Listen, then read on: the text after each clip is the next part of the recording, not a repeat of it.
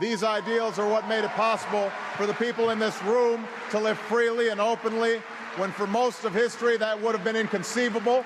That it would have seemed inconceivable to people at that time that less than 50 years later, an African-American president might address an integrated audience at South Africa's oldest university, and that this same university would have conferred an honorary degree to a president, Nelson Mandela. Does it mean that the single coalition, which you mentioned last week, President Hollande, is gone, that it is inconceivable to have the Russians and the Americans to work together under the single command?